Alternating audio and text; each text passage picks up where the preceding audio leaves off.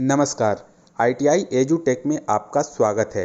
यहाँ आगामी NCVT exam के मद्देनज़र ITI एजुटेक आपके लिए कार्यक्रम ITI engineering drawing model paper series लाई है। इस कार्यक्रम के प्रत्येक सेशन में हम पिछले सालों में NCVT और SCVT परीक्षाओं में पूछे गए प्रश्नों को हल करेंगे। कार्यक्रम में हम आपको प्रश्नों के उत्तर का विश्लेषण बताने के साथ उनके हल भी बताएंगे।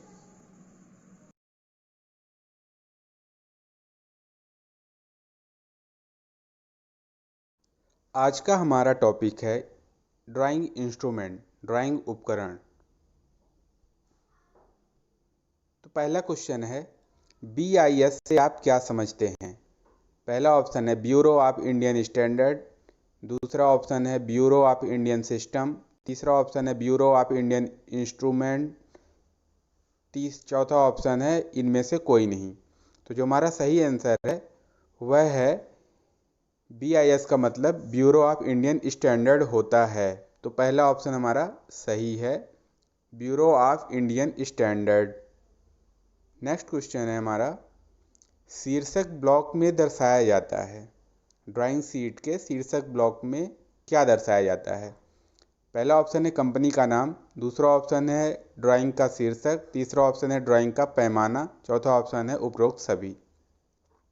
तो जो हमारा सही आंसर है वह है डी, उपरोक्त सभी, क्योंकि शीर्षक ब्लॉक में कंपनी का नाम, ड्राइंग का शीर्षक, ड्राइंग का पैमाना, प्रक्षेप का प्रकार एवं ड्राइंग की संख्या आदि को दर्शाया जाता है। तो जो हमारा सही आंसर है वह है उपरोक्त सभी, आंसर नंबर डी। अगला क्वेश्चन है, एक इंजीनियरिंग ड्राइंग विभिन्न प्रकार की जानकारी देती है, उनमें सबसे महत्वपूर्ण जानकारी क्या होती है? इंजीनियरिंग ड्राइंग में कई प्रकार की जानकारियां होती हैं, इनमें से सबसे महत्वपूर्ण जानकारी क्या होती है वह हमें बताना है। पहला ऑप्शन है लंबाई, दूसरा ऑप्शन है चौड़ाई, तीसरा ऑप्शन है ऊंचाई, चौथा ऑप्शन है आकार। तो हमारा जो सही जवाब होगा वह होगा डी, आकार। इंजीनियरिंग ड्राइंग में विभिन्न प्रकार के वस्तु की लंबाई, चौड़ाई, ऊंचाई के साथ साथ मुख्य रूप से उसकी आकृति की भी जानकारी होती है। इससे उसी आकार के दूसरे वस्तु को एक से अधिक संख्या में बनाने में मदद मिलती है। तो हमारा जो सही जवाब होगा वह डी। नेक्स्ट क्वेश्चन है हमारा, इंजीनियरिंग ड्राइंग में विचारों की अभिव्यक्ति किस रूप में ली जा सकती है? पहला ऑप्शन है मौखिक, दूसरा ऑप्शन है लिखित, तीसरा ऑप्शन है सांकेतिक, चौथा ऑप्शन है ये सभी। तो जो हमारा सही उत्तर है वह है डी, ये सभी, क्योंकि इंजीनियरिंग ड्राइंग में डी हमारा सही जवाब है, क्योंकि इंजीनियरिंग ड्राइंग में विचारों की अभिव्यक्ति निम्न रूप में ली जा सकती है, मौखिक, लिखित और तीसरा सांकेतिक। अभियांत्रिक दृष्टि से इंजीनियरिंग ड्राइंग में मुख्यतः 3 भागों में विभक्त किया जाता है इंजीनियरिंग ड्राइंग को। पहला है ज्यामितीय आरेखन, दूसरा है यांत्रिक और मशीनी आरेखन, तीसरा है विद्युतीय आरेखन।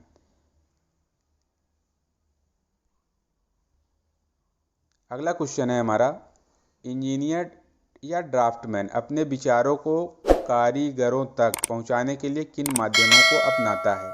पहला ऑप्शन है मौखिक रूप से, दूसरा ऑप्शन है लिखित रूप से, तीसरा ऑप्शन है चिन्ह या संकेत के रूप में, और चौथा ऑप्शन है उपरोक्त सभी, उपयुक्त सभी। तो हमारा जो सही आंसर होगा वह होगा डी, क्योंकि इंजीनियर या ड्राफ्टमैन अपने विचारों को कारीगरों तक पहुंचाने के लिए मौखिक रूप, लिखित रूप, चिन्ह या संकेत के रूप में तथा चित्र को अपनाता है। तो हमारा सही जवाब है डी।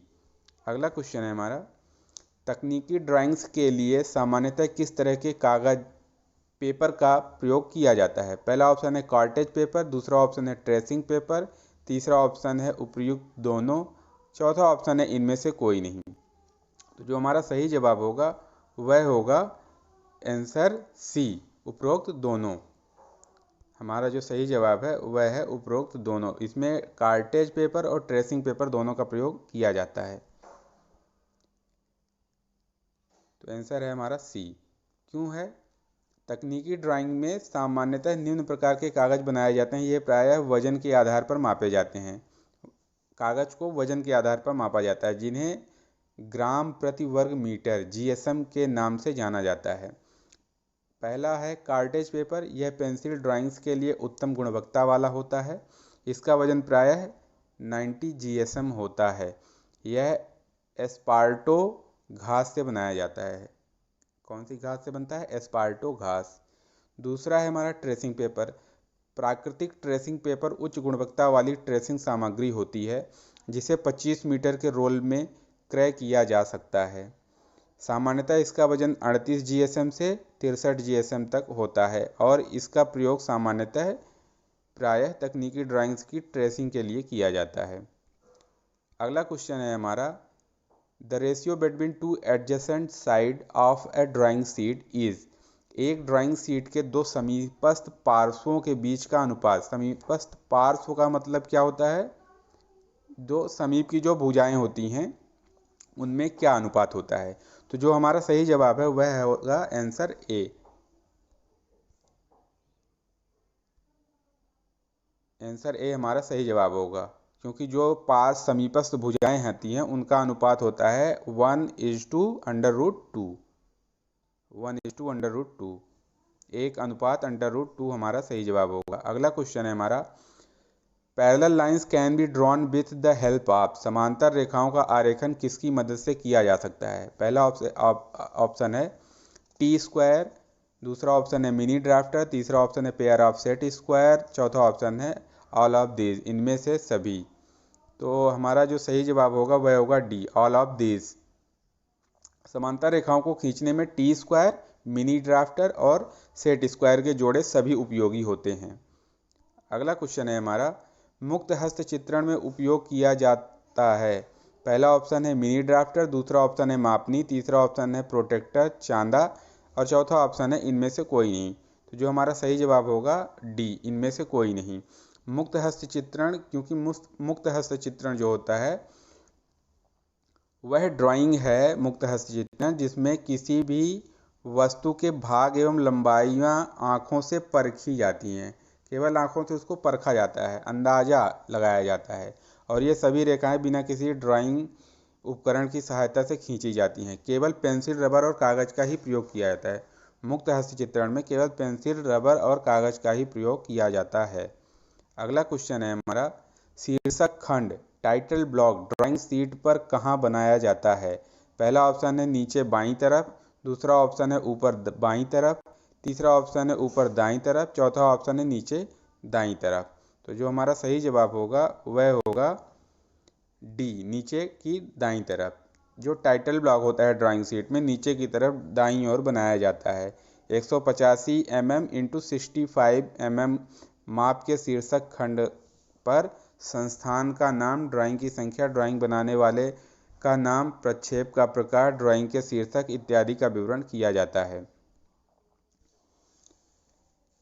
अब आज का सवाल आपके लिए है, ड्राइंग बोर्ड बनाने में लकड़ी का प्रयोग होता है।